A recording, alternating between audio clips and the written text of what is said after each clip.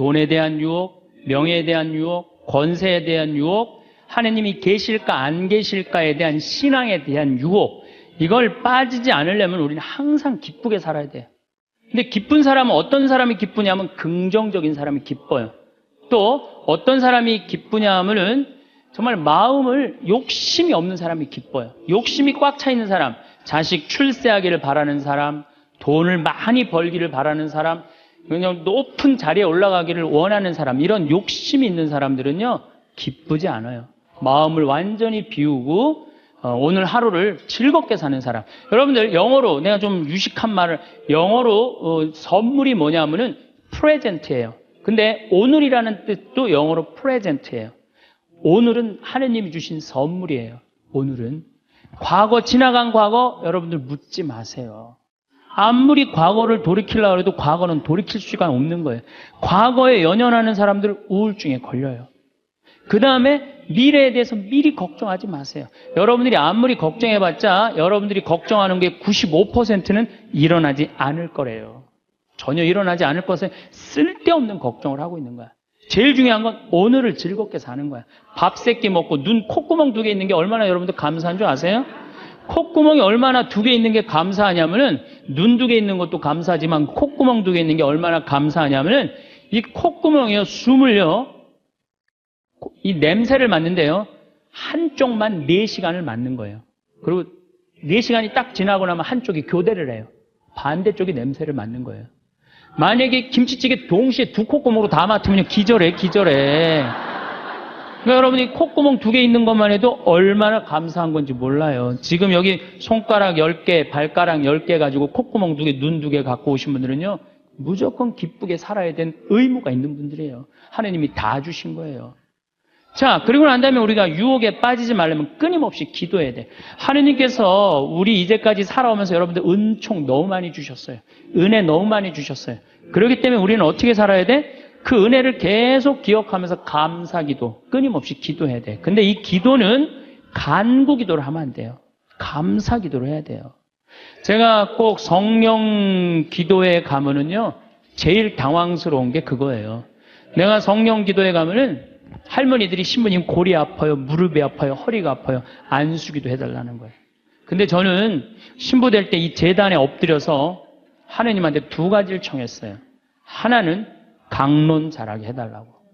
근데 하느님, 정말 저는 누워서 그렇게 기도했어요. 왜 제가 그 기도를 청했느냐면은, 저는 초등학교 때부터 발표 때마다 선생님이 제일 먼저 너 일어나서 발표하라고 그랬어요.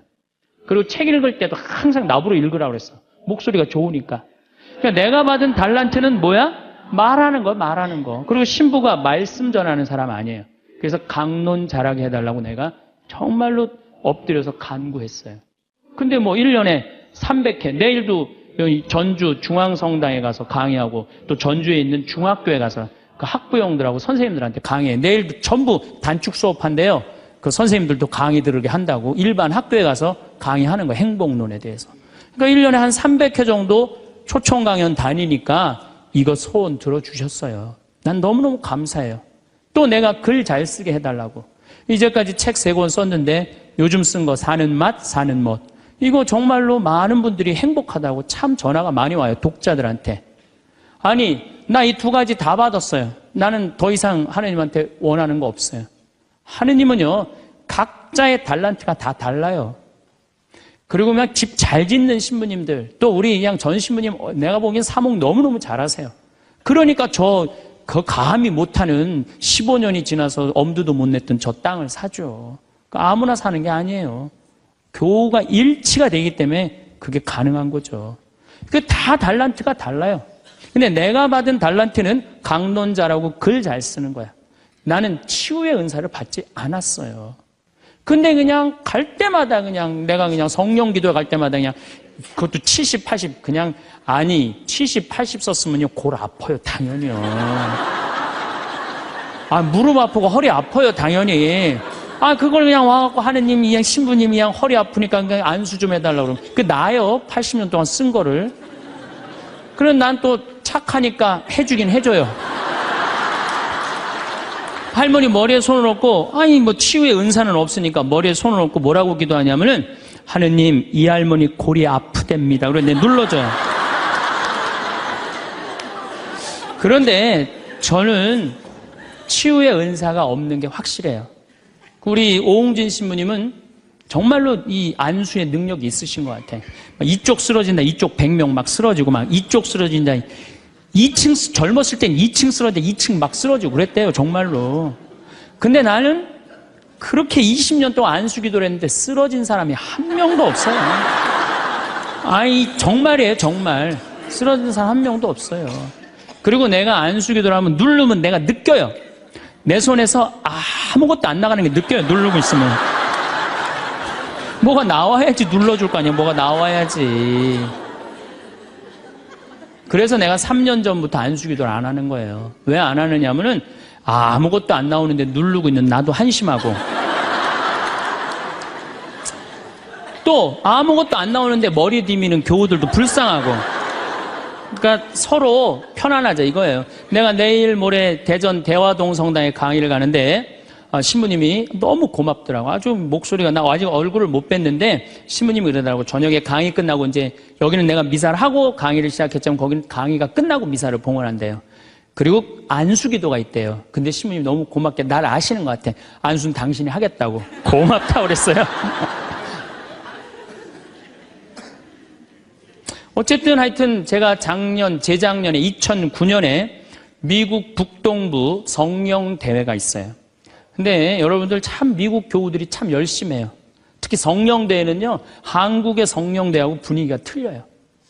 정말로 열심히 해요. 갔는데 첫날 800명이 왔는데 교우들이 그냥 내 강의고 화가 나십니까? 라는 주제로 강의를 했는데 너무 재밌게 들었어요. 또 그날따라 강의가 잘 되더라고요. 그랬더니 둘째 날에는 막 사람들이 전화를 막 한 거야. 야, 한국에서 조그만 신부가 왔는데 너무 재밌다. 그래갖고 둘째 날은 1200명이 늘은 거예요. 그런데 성령대 19년 활동한 늘어난 적이 처음이라는 거예요. 그런데 점점 나는 불안한 거예요. 점점 성령대 하이라이트를 향해서 가는 거야. 성령대 하이라이트는 뭐냐면 치유의 안수의 절이야. 점점 불안한 거야, 이거. 아니, 내 손에서는 아무것도 안 나오는데 이제 아무 능력 없는 거 탈로가 나게 생긴 거야. 그런데 그때 같이 갔던 신부님이 청주교구 박효철 베네딕토 신부님이라고 있으세요. 전국 성령 지도 신부님이세요. 근데 그분은 내가 뵈니까 치유의 은사가 있어요. 그러니까 나는 말씀의 은사가 있지만 그분은 치유 은사가 분명히 있는 분이야. 그래서 나한테 오지 말고 박신부님한테 가라. 그것도 나하고 본명도 같아. 베네딕토. 박신부님한테 가라. 그리고 난 도망갔어요, 사실은. 그런데 그 예절을 저 강당 뒤에서 보는데요, 정말 은혜롭더라고요. 나는 죽었다 깨어나도 그렇게 못해요. 근데 그때 200명이 났어요. 정말로. 내가 다음에 갔는데도 그때 치유됐다는 사람 너무 많이 만났어요. 그건 하느님의 성령 특별한 은혜가 있었던 거지. 그래갖고 이제 박신부님 덕분에 내가 잘 마치고 이제 한국에 이제 돌아왔어요. 2010년이 됐는데 미국 북동부 성령대에서 또 전화가 왔어요. 올해 또 와달라는 거예요. 내가 화를 냈어요. 왜 자꾸 날 부르느냐. 그거 부담스럽거든요. 굉장히 큰 대회니까. 아니, 내 손에서 아무것도 안 나온다는데 왜 자꾸 부르느냐. 좀 이 손에서 능력 나오는 신부님들 불러라. 그랬더니 그 교우들이 위원들이 하는 말이 신부님 걱정하지 말라고. 신부님은 손에서 안 나오는 대신 입에서 나오니까 걱정하지 말라고.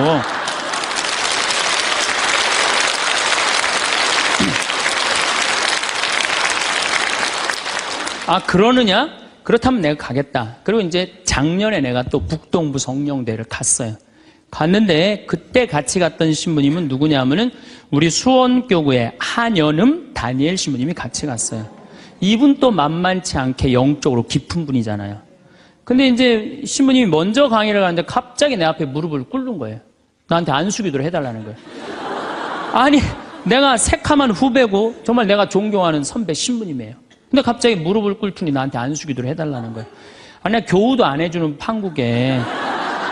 아니, 하느님하고 성모님한테 정말 완전히 미쳐갖고 오로지 기도만 하는 신부님. 그분 성소하고 성물도가 너덜너덜해요. 같이 들어. 내 성소도 깨끗하고 성물도도 깨끗한데 내 거는. 그래서 내가 신부님한테 그래서 신부님, 저한테 안수기도 받으실 필요 없으시다. 신부님같이 이렇게 영적으로 깊으신 분이 나같이 이렇게 어린 후배 신부한테 뭐하러 받느냐. 그냥 들어가셔라. 근데 신부님이 하시는 말씀이 나는 황 신부한테 기적을 바라는 게 아니다. 사제의 축복을 받고 싶다. 또 이것도 어떻게 안 해줄 수가 있어? 그래서 그냥 떨리는 마음으로 신부님 머리에 손을 얹었어요. 근데 내가 깜짝 놀랐어요. 이게 내 손에서 안 나오다 보니까 신부님 머리에서 나오더라고.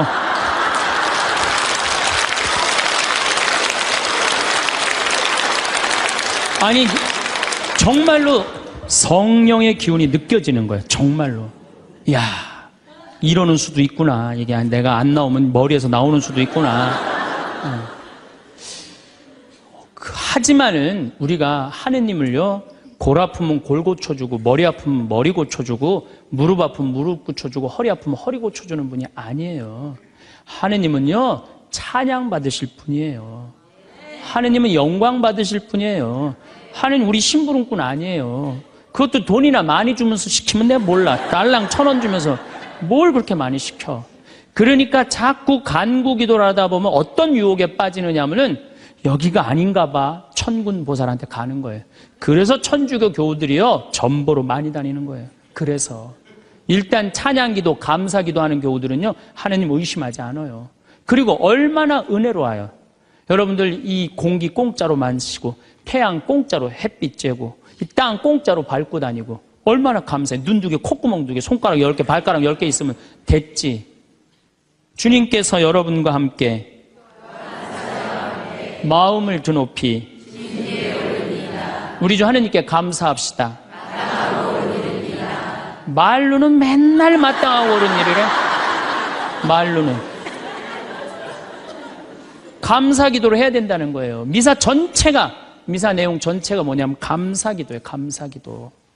그래서 여러분들 오늘 이후부터는 끊임없이 기도해야 되는데 어떤 기도를 해? 감사 기도를 해라는 감사 기도. 그리고 진정한 기도는 어떤 게 진정한 기도냐면은 저도 그런 기도를 많이 드려요. 하느님, 내가 당신의 나라를 위해서, 당신의 하늘나라를 위해서, 당신의 정의를 위해서 내가 무슨 일을 했으면 좋겠습니까? 나를 어떻게 당신이 쓰실 생각을 갖고 있습니까? 이렇게 물어볼 때 하느님의 뜻을 헤아릴 수가 있는 거예요. 그러니까 성당에는 하느님 뜻을 실천하려고 나오는 거지 하느님이 내 뜻을 실천하라고 성당에 나오는 게 절대 아니다. 근데 우리 많은 교우들은 그걸 착각하고 있는 거예요. 예수님도 마태오복음 그 산상설교의 5장, 6장, 7장에 뭐라고 그러셨어요? 주의 기도를 가르쳐달라고 그러니까 뭐라고 그랬어요? 너희들 기도할 때 많은 말 하지 말아라. 하늘에 계신 우리 아버지 이름이 거룩히 빛나시며 아버지의 나라가 오시며 아버지의 뜻이 뭐라고 그래요? 하늘에서와 같이 땅에서도 이루어지소서. 그렇게 기도하라고 그랬잖아요. 근데 우리는 그냥 성당에 나와서 계속 내 뜻만 계속 어필하는 거예요. 더욱이 여러분들 예수님하고 친해요, 안 친해요? 친하지도 않으면서 그냥 계속 이것이 해줘라. 여러분들 이 생각 해봐요. 정말 친한 친구가 와서 부탁하면은 들어줘요, 안 들어줘요? 힘들어도 들어줘요. 내가 좀 고통스럽더라도 그걸 나눠줘요. 생전 본 적도 없는 친구가 와서 딱 오더니 1,000원 주더니 야, 내가 정말로 필요한 게 있는데 나 좀 도와줘라. 도와주고 싶어요, 안 도와주고 싶어요? 도와주고 싶지가 않다는 거예요. 그래서 여러분들 기도는 뭐냐면 일단은 예수님하고 친구 되기 위해 하는 거예요. 예수님하고 대화하는 거예요. 대화를 해서 예수님, 당신이라면은 이 땅을 사겠습니까? 안 사겠습니까? 당신이라면은 지금은 무슨 요즘 그 제2금융권 막 이자 막 100%, 200%, 막 1000% 하는 사람들 있잖아요. 내가 만약에 예수님이라면 과연 그런 걸 할까? 그 사람도 얼마나 고통스러운데. 내가 예수님이라면은 내 아이를 어떻게 키울까? 내가 예수님이라면은 내 남편한테 어떻게 할까? 내가 예수님이라면은 아내한테 어떻게 할까? 내 아내한테 어떻게 할까? 이걸 물어보려고 기도하는 거예요. 그래서 기도라는 것은 간구 기도가 기도가 아니야. 그래서 난 묵주기도, 구일기도 보면 딱 지향 하나 두고 그냥 기립다 기도하는데 난 정말로 마음이 아파요. 묵주기도는 저는 요즘 묵주기도 드릴 때 오늘도 내가 묵주기도 5단을 바치면서 연옥에 있는 영혼들 구원해달라고 기도했어요. 왜냐하면 성모님이요 그렇게 기도하라고 그랬거든요. 우리 그냥 계속 연옥을 위한 기도, 그 다음에 뭐 터키에서 지금 고통받는 사람들, 뭐 이런 정말 죄인들, 이런 사람들은 생전 기도하지 않고 그냥 대학 입시, 그냥 뭐 수능 잘 보게 해주고, 그냥 당 팔리게 해주고, 애 생기고 해주고, 이런 기도는 자꾸 하느님하고 멀어질 수도 있다는 얘기예요. 그걸 다 들어주지 않으세요, 하느님이. 어떻게 다 들어줘요? 내가 할 일이 있는 거지. 또 기도는 예수님의 말씀을 음미할 때 기도가 즐거워요.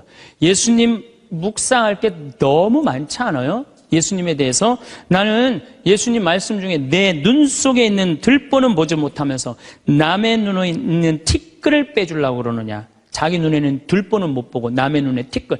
이거 내가 살아오면서 나도 그렇겠지만은 정말로 많이 봐요, 우리가. 그래서 나의 잘못, 나의 험, 나의 약점, 이거를 항상 볼 수 있도록 노력해야 되는데 우린 그런 걸 안 해요. 예수님 말씀 틀린 말 하나도 없어요. 사람이 안식을 위해서 있는 것이 아니라 안식일이 사람을 위해서 있는 것이다. 이것도 얼마나 멋있어요. 저는 요즘 오늘 뭐 국회 통과했다고 그러더라고요. FTA. 근데 난 판단이 안 서요. 왜냐하면 이거 FTA 누가 시작했냐면 노무현 대통령이 시작했어요. 그때는 한나라당이 쌍수를 들고 반대했어요. 그때 이번에는 이명박 대통령 FTA 하니까 이번 민주당이 쌍수를 들고 반대했어. 나는 누가 옳은지 구분이 안 돼. 그러니까 믿음이 안 가는 거예요. 믿음이 안 가는 거예요. 나는 정말로 사람을 위한 일이 뭔가, 예수님이 과연 어떤 의미에서 이런 말씀을 했는가, 참 묵상할 거리가 너무 많죠. 또 너희들 무엇을 먹을까, 무엇을 입을까, 무엇을 마실까 걱정하지 말아라. 하늘에 나는 새도 다 먹여줄 거다. 그리고 내일을 걱정하지 마라. 내일 걱정은 내일이 할 것이다. 그날 고생은 그날로 충분하다. 여러분들 오늘 하루 종일 일하고 여기 오신 분들 많으시죠? 얼마나 피곤해. 가서 씻고 누워서 그냥 쉬고 싶은데 여기까지 온 분, 예수님, 내가 지금 예수님 이 자리에 있으면은 이 말 하고도 남았을 것 같아. 너희도 오늘 고생으로 충분한데 내일 걱정하지 말아라. 내가 다 알아서 해줄게. 예수님 분명히 그랬을 거예요. 이 말씀을 내 마음 안에 살아 움직일 때 여러분들은 진리가 너희를 자유롭게 하리라 처럼 정말로 자유롭게 살 수 있어. 근데 예수님 말씀이 하나도 없어. 그냥 성서 하나 붙잡고 하루 종일 묵상해 본 적도 없고 일주일 내내 묵상해 본 적도 없어. 그냥 성서를 읽은 적도 없어. 그러면 여러분들은 기도가 어려운 거예요. 점점 기도하는 방법을 잃어버리는 거예요.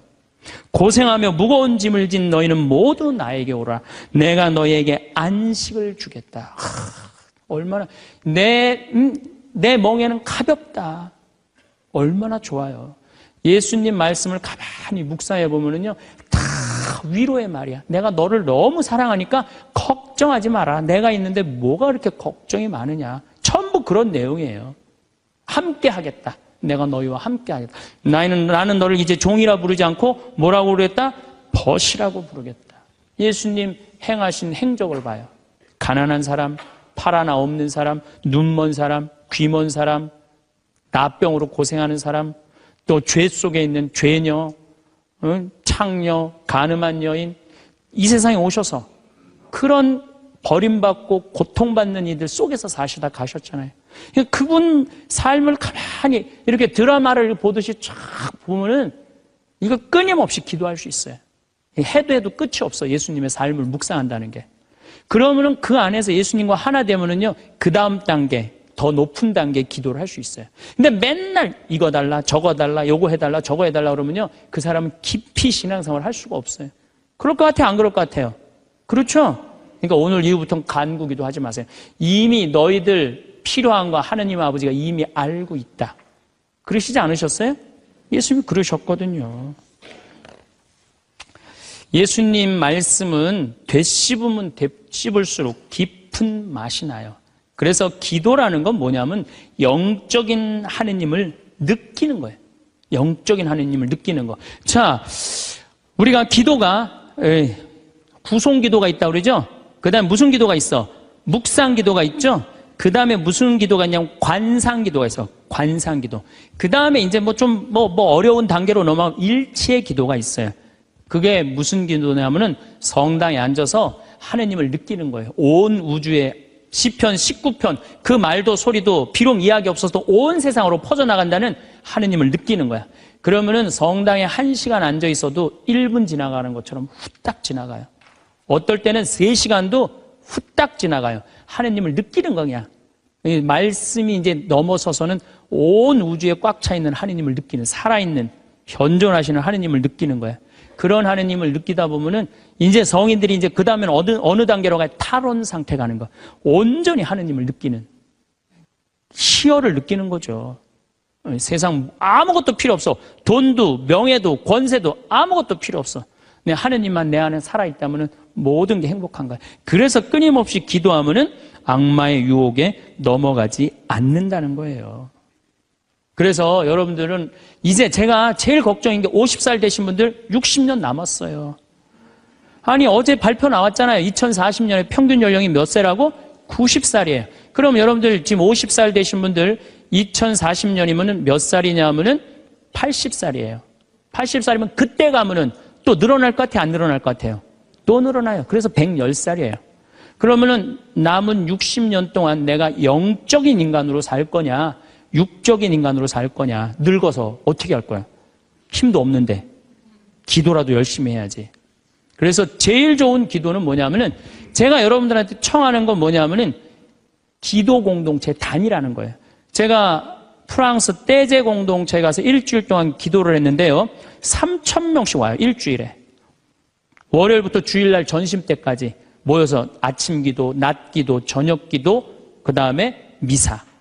똑같아 일주일 내내. 그런데 성당에 다니든 안 다니든 3,000명. 많이 올 땐 여름엔 3만 명이 와요. 근데 우리나라는 아직 그런 데가 없어. 일주일 내내 모여서 기도하는 데가 없어. 그래서 내가 이제 평창을 이제 내년부터 이제 시작을 할 거예요. 그래서 토요일 날 저녁에는 또 우리 부관장 신부님이 너무 노래를 예쁘게 잘해. 그래서 이제 떼제 기도를 시작을 했어요. 그래서 이제 기도하는 그런 공동체를 만들어서 여러분들도 삶에 지쳤을 때 와서 일주일 동안 60살쯤 돼갖고 일주일 정도 와서 기도하고 가면 얼마나 좋겠어요. 그렇죠? 그러니까 그런 공동체를 많이 믿는 사람들이라면 찾아다니라는 거예요. 영적인 세상을 위해서 시간을 투자하고 마음을 투자하라는 거죠. 그래서 신부님 끊임없이 기도하는데 제일 좋은 게 뭡니까? 미사 참여예요. 첫 번째 좋은 건 미사 참여. 미사 참여 1년 내내 평일 미사 다니시는 분들은요 말할 수 없는 마음 안에 기쁨이 있어요. 1년 내내 미사 안 빠지시는 분들 제가 말씀드리는 거 무슨 말인지 아시죠? 그 시간이 얼마나 좋아. 조용하고 이 성당 안이 얼마나 세상하고 완전히 단절된 거 아니야. 그 시간만은. 그리고 예수님하고 하나 되는 시간이잖아요.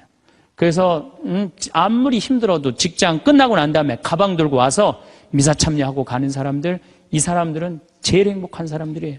그래서 미사야말로 가장 완벽한 기도다. 그래서 여러분들 주일 미사 말할 것도 없고 평일 미사 시간 내서 오시면요 하느님께서 이끌어 주셔요. 그 다음에 두 번째 끊임없이 기도하는 방법 중에 하나는 성서 읽는 거야. 제 경험에 의하면은 구약성서부터 신약성서 끝까지 처음부터 끝까지 완전히 정독 5번만 하면은요 이 세상 사는 길이 보여요. 하느님의 섭리가 역사하심이 보여요. 그리고 어떻게 살아야 되는지 정말 마음에 진리가 흘러 넘쳐요. 그래서 성서를 읽어라. 성서를 정독을 해라. 맨날 그냥 불굴의 며느리, 뭐 이웃, 우리 집 여자들 이런 거 보지 마시고, 예? 그 시간에 성서를 성서 안에는 보물이 꽉 차 있어요. 그래서 성서를 적어도 5번 정도 정독을 해라. 5번. 자, 그 다음에 5번 정독을 했으면 그 다음에 할 일이 있어요. 기도 중에 정말 좋은 기도는 성지순례. 성지순례. 제가 지금 성지순례를 2년에 한 번씩 매년 정기적으로 가요. 그런데 예루살렘에 가보니까요, 예수님의 발자국이 느껴져요. 예루살렘에 가보니까. 그리고 갈릴레아 가보니까 물고기가 밤에 얼마나 튀는지 예수님 밤새 제자들이 물고기 잡는 거 보면서 참 물고기 저쪽에서 튀는데 이쪽에서 막 한 것 같아 보니까 그냥 예수님이 2000년 전에 행하셨던 말씀 그게 다 살아 움직이는 거예요. 이집트에 가갖고 출애굽 경로를 밟아서 시나이산 꼭대기 모세가 십계 받으러 갔는데 올라가 보고 예루살렘에 내가 들어갈 때 이스라엘 백성이 얼마나 기뻤을까 느껴져요.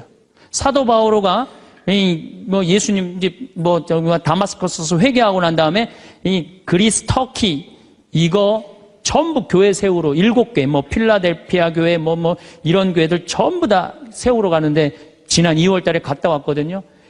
그냥 예수님이 그냥 막연하게 멀리 느껴지는 게 아니라 예수님이 살아 움직이는 거예요.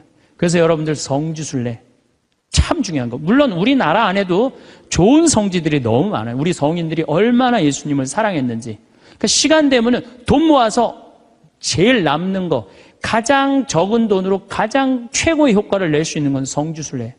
그래서 예루살렘 한 번은 갔다 오라는 거예요. 예루살렘. 나는 아직까지 하느님 20년, 30년 믿으면서 예루살렘, 베틀레헴, 나자렛 한 번도 아직 갔다 온 적이 없다. 한번 손 들어보세요. 내가 절대 욕 안 할 테니까 한번 손 들어보세요. 손 들어. 한 번도 안 갔다 왔다. 손 들어보세요. 자, 이 사람들 이거 회개해야 되는 사람들이에요. 자, 여러분들 이 세상에 한 번 오셨어. 내가 하느님을 믿어. 하느님을 믿는데 예수님이 활동하고 가신데 한 번 좀 가보고 싶지 않아요? 그럼 지금부터 개 모으세요. 개 모으셔갖고 나는 우리 뭐 여의도 순복음교회가 한 번 거기 성주순례를 갔는데 몇 명이 한 3,000명이 갔다. 3,000명. 3,000명이. 여러분들도 우리 능평성당 내가 있을 때 어른들 700명 갔잖아요. 한번 한 2년 개 모아갖고 우리 전신부님이랑 한번 1,000명 한번 쫙 한번 가봐요.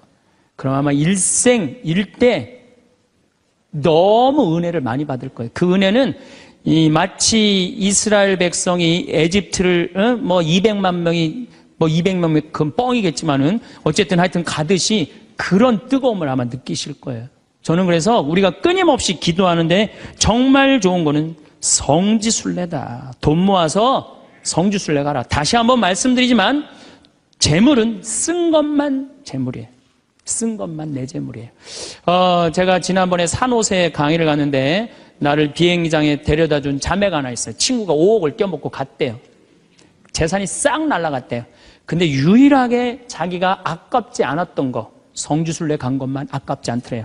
그거 갔다 오기를 얼마나 잘했는지 성지순례 때마다 갔다 온 게 그것만 자기 마음 안에 살아 움직이더래요. 여러분들도 나중에 이 돈 저 돈 띄어먹고 땅치고 통곡하지 말고 미리 지금 돈 모아서 성지순례 갔다 오십시오.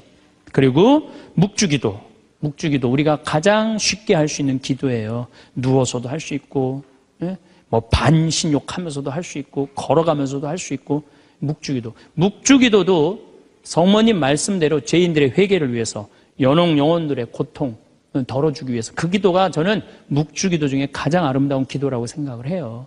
그래서 우리의 기도를 불쌍한 영혼들이 많이 기다리고 있으니까 그런 지향을 두고 그냥 수능 잘 보게 해주고 애 생기게 해주고 월세 나가게 해주고 땅 팔리게 해주고 그런 기도하지 마시고 이렇게 끊임없이 기도하는 사람은요 악마의 유혹에 빠질 시간이 있겠어요 없겠어요? 당연히 없어요. 당연히. 자, 그 다음에 어떤 처지에서든 감사하여라. 감사하는 사람 또 유혹에 안 빠져요. 여러분들 북한에서 안 태어나고 남한에서 태어난 거 감사해요 안 감사해요? 감사해요. 북한은요 정말로 굶어 죽어요. 굶어 죽어요. 평양 근교만 빼놓고 나머지는 다 굶어 죽는다고 보시면 돼요. 이제 겨울이 시작되면은요 이 사람들 땔감이 없어요. 석유 석탄이 없기 때문에. 그래서 산에 나무 잘라다가 또 해요. 그리고 어떤 집은 작년에는요 그 땔감조차도 없어서 밥도 못 해갖고 그대로 얼어 죽은 사람들도 많다는 거예요. 근데 우리는 얼마나 잘 먹고 잘 살아요. 감사해요 안 감사해요? 감사해요. 여러분들 후쿠시마에서 안 태어나고 대한민국에서 태어난 거 감사해 안 감사해요? 이거 여러분들 깊이 묵상해야 돼요. 왜냐하면 일본은 1년에 지진이 5,000번 일어나요. 5,000번. 하루에 15번 일어나요. 더 놀라운 거는 이번 12월, 1월 달에 지진이 또 일어난다는 게 지금 감지가 된다는 거예요. 일어날지 안 일어날지 모르겠지만은 일본 사람들은요 너무 불안한 거예요. 근데 우리나라는 지진이 1년에 몇 번 일어나는 줄 아세요? 15번 정도 일어나요. 근데 이 중에 지진의 강도가 2.7에서 3.2예요. 보통 일어나는지 안 일어나는지도 모를 정도예요. 근데 일본은 막 일어나면 4.0만 넘어가면요 정말 천둥 소리 얼마나 불안한지 몰라요. 나는 그걸 경험을 했어요. 지진이라는 게 무시무시해요. 근데 우리는 아무런 그런 게 없이 살잖아요. 이번에 이 터키 지진 일어났죠? 지진 일어났는데 여진이라고 그래요. 한 번 꽝 하고 난 다음에 계속 흔들리는 게 1500번 일어나는 거, 1500번. 근데 우리는 얼마나 행복한 나라에서 살아. 국민들이 욕심이 많아서 욕심이. 이유는 딱 한 가지예요. 욕심이 너무 많아요. 대한민국 사람들 이 정도면 잘 사는데 왜 이렇게 욕심이 많은지 모르겠어요. 여러분들 그 한국처럼 잘 먹고 잘 사는 나라가 없어요. 여러분들 이탈리아라는 나라 잘 살아 못 살아요? 잘 살죠? 그런데 이탈리아가 우리나라가 경제력은 세계 13위지만은 소비 지수는 7위예요. 7위. 정말 잘 먹고 잘 사는 나라가 우리예요. 내가 뭐 예전에 방송에도 한번 말씀드렸지만 우리나라 갈비집에 가보면요. 진짜 잘 먹어요. 갈비 막 먹으러 가면은요. 막 이렇게 한 상 반찬 나와요. 그냥 그 계란찜, 그 다음에 무슨 뭐 단호박 삶은 거, 메추리알, 뭐 그 다음에 무슨 뭐 사라다, 무슨 야채 사라다, 국물 김치, 뭐 별게 다 나와요. 그 다음에 파랑 국수 말아서 나와요. 그리고 4명이 하면 4인분 시켜요. 4인분 시키면 그냥 배가 빵빵해. 한국 사람들은 배 빵빵하면 안 돼. 갈비집에 가고 배 터질 때까지 먹어야 2인분 더 시켜요. 더 시켜서 먹고 난 다음에 그래도 우린 분이 안 풀려. 그냥 아줌마가 하나 쓱 나와서 이렇게 물어봐요. 냉면을 먹을래?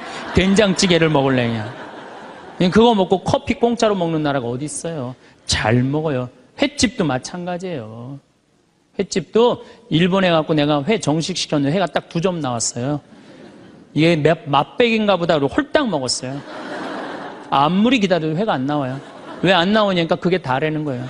근데 우리나라는 횟집에 가면 뭐부터 나와요? 씻기다시 나오죠? 개불, 멍게, 해삼, 전복, 낙지, 꽁치 소금에 구운 거, 미역국, 조개탕, 별게 다 나와요. 그리고 그냥 또 회가 나오면 그냥 한 50점 나와요. 배는 꽉 찼는데 50점이 또 나와. 어떻게? 먹는 방법이 있어요. 상추에다가 회를 올려요. 그 다음에 마늘하고 고추하고 된장을 찍어갖고 상추를 동그랗게 말아요.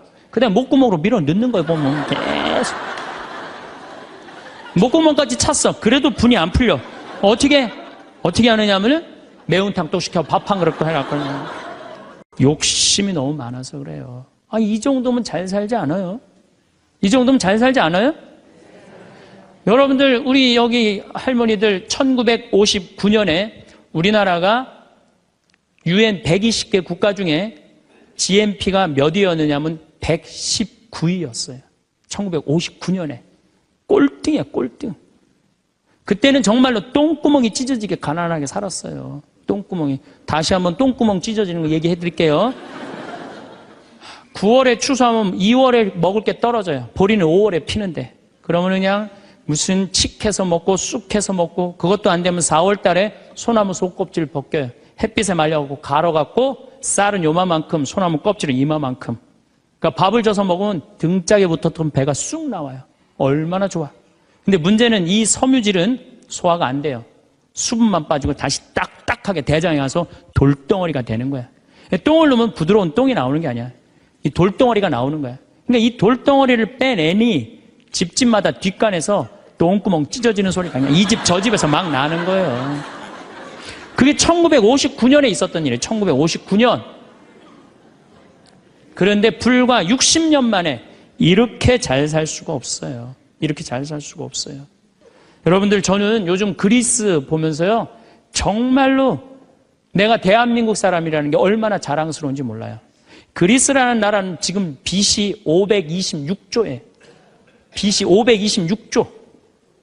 그런데 이거 그리스라는 나라 우리나라보다 훨씬 못 살아요.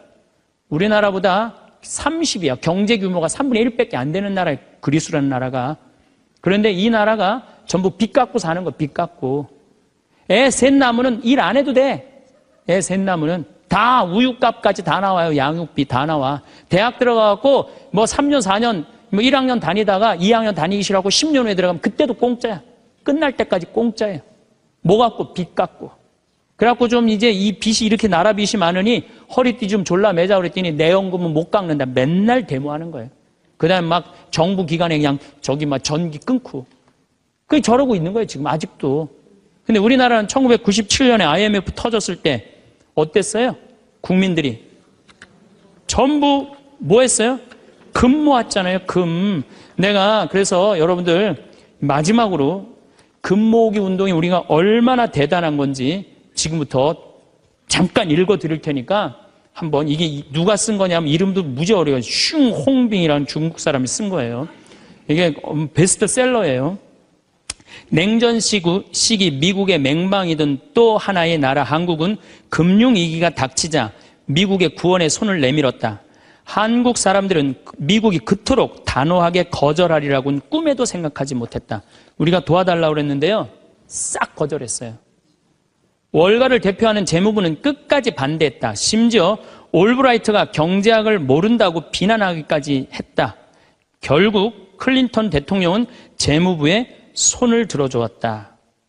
여기서 그 다음에 중요한 얘기가 나와요. 재무장관 로버트 루빈이 보기에 이번 위기야말로 한국 경제의 빗장을 열어젖힐 절호의 기회다. 그러니까 이제 IMF 때 우리나라에 들어와서 기업 다 먹을 기회다. 이 얘기예요. 그는 구원을 청하는 옛 맹방인 한국을 과거보다 훨씬 가혹한 조건으로 대하라고 지시했다. IMF는 미국 재무부의 압력 아래 한국의 원조 조건에 온갖 가혹한 조건을 덧붙였다. 그래서 우리나라가 얼마나 고통스러웠어요. 한국이 즉시 미국의 유리한 조건으로 미국과의 모든 무역 마찰을 해결할까지 포함했다. 그동안 마찰이 많은데 미국한테 다 손들었어요. 분노한 한국민들은 IMF가 언제나 미국 편에 서서 갖가지 불합리한 조건을 내건다고 비난했다. 한국 정부는 하는 수 없이 미국의 조건들을 받아들이고 미국이 은행 지점들을 한국에 설립하도록 허락했다. 시티은행, 그 미국 은행이에요. 외국 기업들이 보유할 수 있는 상장회사의 지분은 원래는 26%라 이 운영권을 못 갖고 있었는데 그때 50% 상향 조절했어요. 외국인이 개인이 소유할 수 있는 기업의 주식 지분은 7%에서 50%로 늘어났어요. 그래갖고 외환은행 전부 다 론스타한테 뺏긴 거죠. 한국 기업은 반드시 국제회계의 원칙에 따라 했으며 금융기관은 국제회계사무소의 회계 감사를 받아야 했다. 참. 그러나 국제금융재벌들은 한국의 강한 민족성들을 너무 얕잡아 보았다. 한국의 협의를 체결하기만 하면 당장이라도 몰려들어 사냥감을 물어 뜯을 판이었다. 우리나라 현대, 삼성 다 먹을 판이었다는 얘기예요. 그런데 고립무원, 완전히 고립무원의 사면 초가에 빠진 한국인들은 나라를 구하겠다는 일념으로 너도 나도 금모기 운동에 나서서 정부를 도왔다. 이때 금 모은 게 21억 달러예요. 한국에 돈 한 푼도 없었을 때. 놀라운 거는 금 모으기 하고부터는 5억 달러 수출 계속 적자였다가 이때부터 흑자로 전환하기 시작해. 이게 흑자의 출발점이 돼요. 금 모으기 운동이. 그래서 이걸 극복한 나라예요. 서양의 기업들은 한국 대기업을 거의 하나도 사들이지 못했다. 한국 경제는 가장 어려웠던 1998년 여름의 악몽에서 완전히 빠져나올 수 있도록 수출을 빠르게 회복했다. 금모기 운동부터 그랬다는 거예요.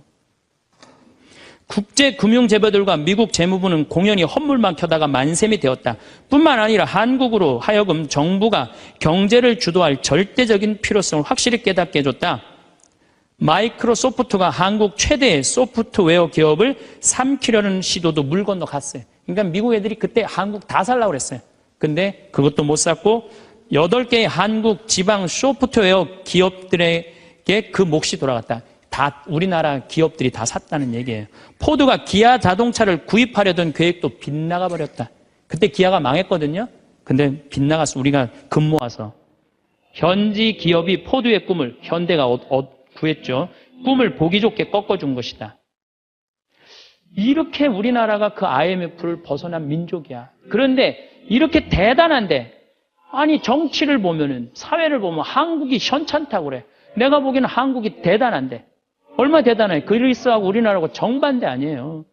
그래서 이 IMF를 넘어서서 지금 이렇게 우리가 전 세계가 지금 금융위기를 겪고 있잖아요. 지금 그리스, 이탈리아, 스페인, 프랑스 다 무너지고 있잖아요.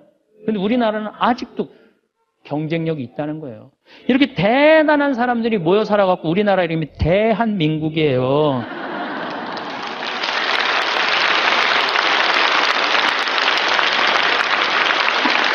아니 그럼 이렇게 기가 막힌 나라에 살면서 국민들이 감사해야 될 거 아니야. 감사는 온데간데 없고 원망, 비난 맨날 이런 것만 있어요. 그러니까 국민들이 안 행복한 거야. 그래서 나는 사도 바오로가 항상 기뻐하여라. 끊임없이 기도하여라. 어떤 처지에서든 감사하라. 이것이 우리 주 예수 그리스도를 통하여 드러내신 하느님 아버지의 뜻이다. 그러니까 여러분들 신앙생활하는 사람은요. 어떻게 해야 돼? 항상 기뻐하고 끊임없이 기도하고 어떤 처지에서든 감사해야 되는데 대한민국 처지는 괜찮다. 우리는 살면서 수많은 계절을 지나왔습니다. 파릇파릇한 새싹이 돋아나던 봄, 모든 것이 푸르고 생명력 넘치던 여름, 풍요로운 결실을 맺던 가을, 그리고 이제는 고요히 모든 것을 품어주는 겨울과 같은 시간 속에 서 있습니다. 시간의 강을 따라 흘러오면서 우리의 손에는 많은 것들이 쥐어지기도 하고 또 많은 것들이 조용히 빠져나가기도 했습니다. 지나온 길을 돌아보면 아쉬운 마음이 들 때도 있을 것입니다. 그때 다른 선택을 했더라면 어땠을까 하는 생각, 조금 더 지혜로웠더라면 좋았을겠다는 후회가 문득 고개를 들기도 합니다. 또 아직 오지 않은 날들에 대한 막연한 걱정이 마음 한구석을 무겁게 누를 때도 있습니다. 하지만 우리가 발을 딛고 숨 쉬는 곳은 지나가 버린 과거도 아직 오지 않은 미래도 아닙니다. 바로 오늘이라는 이 시간, 지금이라는 이 순간입니다.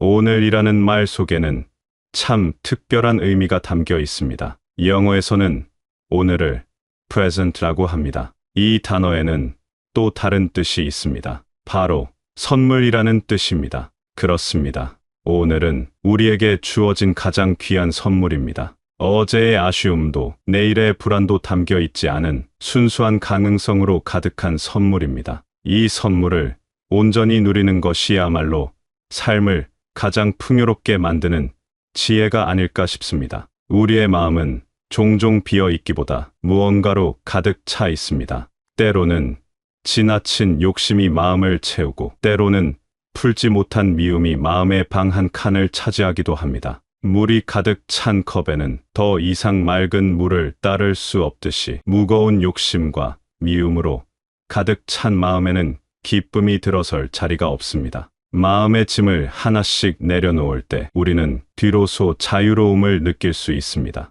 가만히 눈을 감고 내 안을 들여다봅니다. 나를 무겁게 만드는 것은 무엇인지, 무엇이 나의 마음을 이토록 복잡하게 만드는지 살펴봅니다. 그것은 어쩌면 남과 비교하는 마음일 수도 있고 인정받고 싶은 욕망일 수 있습니다. 혹은 오래전에 입은 상처의 기억일 수도 있습니다. 그 모든 것들을 그저 가만히 바라봐 줍니다. 애써 외면하지도 억지로 없애려 하지도 않고 그저 그랬었구나, 그런 마음이 있었구나 하고 알아주는 것만으로도 마음의 무게는 한결 가벼워집니다. 기쁨은 크고 화려한 곳에만 있는 것이 아닙니다. 오히려 아주 작고 소박한 모습으로 우리 곁에 머물고 있습니다. 아침에 눈을 떴을 때 무사히 또 하루를 맞이했다는 안도감 속에 기쁨이 있고 따뜻한 차 한 잔이 온몸을 덮여줄 때 그 온기 속에 기쁨이 있습니다. 무심코 튼 라디오에서 흘러나오는 옛 노래 한 자락에 길가에 소담스럽게 피어난 들꽃 한 송이에 그리고 사랑하는 이의 목소리 속에도 기쁨은 보석처럼 숨어 있습니다. 우리는 그저 그것을 발견하는 눈을 뜨기만 하면 됩니다. 우리의 두 눈이 세상을 볼 수 있다는 것, 두 귀가 소리를 들을 수 있다는 것, 두 발로 땅을 딛고 걸을 수 있다는 것은 얼마나 놀라운 일입니까? 우리는 수십 년의 세월 동안 이 몸을 빌려 세상을 경험하고 사랑하며 살아왔습니다. 때로는 아프고 삐걱거리기도 했지만 이 몸은 단 한순간도 우리를 떠나지 않고 묵묵히 삶의 동반자가 되어 주었습니다. 단지 숨을 쉬고 존재하고 있다는 이 사실 하나만으로도 우리는 충분히 기뻐할 이유를 가지고 있습니다. 이것이 바로 우리가 받은 첫 번째 선물이자 가장 근원적인 기쁨의 샘물입니다. 음악이 잠시 바뀌며 조금 더 깊은 성찰의 분위기로 전환됩니다. 살다 보면 때때로 길을 잃은 것 같은 기분이 들 때가 있습니다. 어디로 가야 할지, 무엇을 위해 살아야 할지 막막하게 느껴지는 순간입니다. 그럴 때 우리는 무언가에 의지하고 싶어지고 간절히 답을 구하게 됩니다. 많은 이들이 이러한 순간에 기도를 하거나 명상을 통해 마음의 답을 찾으려 합니다. 진정한 마음의 대화는 무언가를 달라고 조르는 것이 아닐 것입니다. 제게 이것을 주십시오, 저것을 이루게 해주십시오 하는 간청은 어쩌면 나의 욕심이 만들어낸 메아리일지도 모릅니다. 그것은 나를 위한 끝없는 요구이며 그 요구가 채워지지 않았을 때 우리는 쉽게 실망하고 좌절하게 됩니다. 진정한 내면 대화는 그보다 훨씬 깊고 고요한 것입니다. 그것은 제가 무엇을 할 수 있겠습니까? 하고 조용히 묻는 것에 가깝습니다. 더 나은 세상을 위해, 내 주변의 사람들을 위해, 그리고 나 자신의 평화를 위해 내가 할 수 있는 작은 일이 무엇인지 묻는 것입니다. 그것은 거창한 일이 아닐 수도 있습니다. 상처받은 이의 손을 한 번 더 잡아주는 것, 외로운 이의 말에 귀 기울여주는 것, 지친 이에게 따뜻한 미소 한 번 지어주는 것일 수 있습니다. 이러한 작은 물음과 실천 속에서 우리는 삶의 방향을 발견하고 존재의 의미를 깨닫게 됩니다. 우리는 살면서 수많은 관계를 맺고 살아갑니다. 그 관계 속에서 때로는 기쁨을 얻고 때로는 상처를 받기도 합니다. 만약 우리가 다른 사람을 대할 때 저 너머의 존재가 나에게 무엇을 해줄까를 먼저 생각하는 것이 아니라 그러면 어떻게 했을까 하고 한 번 더 생각해보는 것은 어떨까요? 우리가 존경하는 인물, 혹은 우리가 믿는 절대적인 존재라면 이 상황에서 어떻게 말하고 행동했을까를 상상해보는 것입니다. 이러한 생각의 전환은 우리를 이기적인 마음에서 벗어나게 하고 더 넓고 깊은 사랑으로 이끌어줍니다. 마음의 대화가 깊어지는 가장 좋은 방법 중 하나는 좋은 글을 읽는 것입니다. 오랜 세월 동안 수많은 사람들에게 지혜와 위로를 주었던 책 속에는 삶의 비밀이 담겨 있습니다. 성현들의 가르침, 위대한 작가들의 통찰이 담긴 문장들을 천천히 음미하며 읽다 보면 안개가 걷히듯 마음이 맑아지는 것을 느낄 수 있습니다. 그들의 지혜는 깜깜한 밤 비추는 등대처럼 우리의 길을 밝혀주고 우리가 어디로 나아가야 할지를 알려줍니다. 고요히 홀로 있는 시간을 갖는 것도 중요합니다. 북적이는 세상의 소리에서 잠시 벗어나 온전히 나 자신과 마주하는 시간입니다. 그 시간 속에서 우리는 비로소 내면의 목소리를 들을 수 있습니다. 처음에는 여러 가지 생각들이 떠올라 시끄럽게 느껴질 수도 있습니다. 하지만 흙탕물이 가만히 두면 맑아지듯이 그 소란스러운 생각들을 그저 흘려보내다 보면 마음은 점점 고요해지고 평화로워집니다. 그 고요함 속에서 우리는 진정한 나를 만나고 삶의 지혜를 얻게 됩니다. 다시 음악이 바뀌며 따뜻하고 감사한 분위기로 전환됩니다. 우리의 삶을 바라보는 창이 있다면 그 창을 닦는 가장 좋은 도구는 바로 감사입니다. 똑같은 풍경이라도 먼지 낀 창으로 보면 흐릿하고 답답하지만 맑게 닦인 창으로 보면 모든 것이 선명하고 아름답게 보입니다. 감사는 우리 마음의 창을 닦아주는 행주와 같습니다. 감사하는 마음으로 세상을 볼 때 우리의 삶은 이전과는 전혀 다른 의미와 색깔로 다가옵니다. 어떤 상황에 처해 있든 감사할 것을 찾아내는 사람에게는 불행이 오래 머물지 못합니다. 감사는 절망 속에서도 희망을 보게 하는 힘을 가지고 있기 때문입니다. 가진 것을 세어보기 시작하면 가지지 못한 것에 대한 아쉬움은 눈 녹듯 사라집니다. 우리는 너무나 많은 것을 당연하게 여기며 살아왔습니다. 매일 아침 해가 뜨고 저녁이면 해가 지는 것, 안전하게 누울 집이 있다는 것, 굶지 않고 세끼 식사를 할 수 있다는 것, 그리고 지금 이 순간에도 평화로운 나라에 살고 있다는 것은 결코 당연한 일이 아닙니다.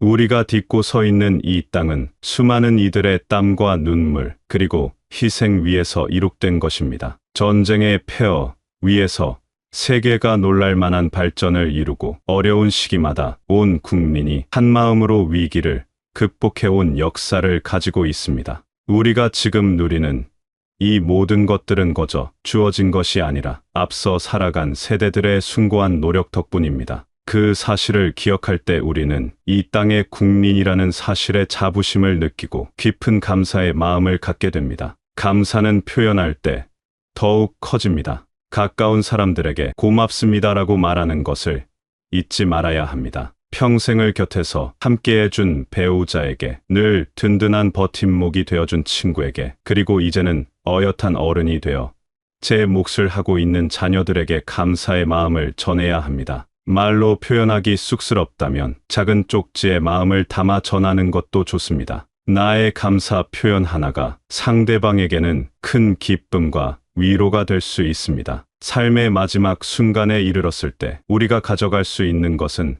아무것도 없습니다. 평생을 애써 모은 재산도, 힘들게 얻은 명예도 모두 남겨두고 가야 합니다. 하지만 우리가 삶에서 느꼈던 기쁨과 사랑, 그리고 감사의 기억만큼은 온전히 우리의 영혼에 새겨질 것입니다. 그러므로 하루하루를 감사로 채우는 것은 우리의 마지막을 가장 풍요롭게 만드는 일이기도 합니다. 음악이 점점 고조되며 위로와 희망의 메시지로 마무리됩니다. 우리의 삶은 한 편의 긴 여행과 같습니다. 때로는 평탄한 길을 걷기도 하고, 때로는 가파른 언덕을 오르기도 했습니다. 폭풍우를 만나 헤매기도 했고, 아름다운 풍경에 취해 잠시 쉬어가기도 했습니다. 그 모든 과정 하나하나가 모여 지금의 나를 만들었습니다. 그러니 지나온 모든 순간을 따뜻하게 안아주십시오. 잘했던 일은 물론이고 실수하고 넘어졌던 순간까지도 모두 소중한 내 삶의 일부입니다. 이제는 무거운 짐을 내려놓고 가볍게 걸을 때입니다. 더 많이 가지기 위해 애쓰기보다 가진 것에 만족하며 기쁨을 찾는 지혜가 필요합니다. 더 이상 남에게 잘 보이려 애쓰지 않고 있는 그대로의 나를 사랑해주는 용기가 필요합니다. 그리고 매 순간을 감사함으로 채워 하루하루를 선물처럼 살아가는 여유가 필요합니다. 지금 이 순간 삶의 무게에 힘겨워하는 분이 있다면 이것 하나만은 꼭 기억해 주십시오. 당신은 혼자가 아닙니다. 당신이 걸어온 그 길 위에는 수많은 발자국이 찍혀 있고, 그 속에는 웃음과 눈물, 사랑과 지혜가 모두 담겨 있습니다. 당신은 그 자체로 충분히 귀하고 아름다운 존재입니다. 살아온 날들이 힘들고 고단했을지라도 당신은 아주 잘 살아왔습니다. 그리고 앞으로의 날들도 분명 그럴 것입니다. 묵묵히 자신의 길을 걸어오신 당신께 깊은 위로를 전합니다. 잠시나마 마음의 평안과 따뜻한 쉼을 누리시기를 바랍니다. 당신의 삶에 언제나 잔잔한 기쁨과 깊은 감사가 강물처럼 흐르기를 소망합니다.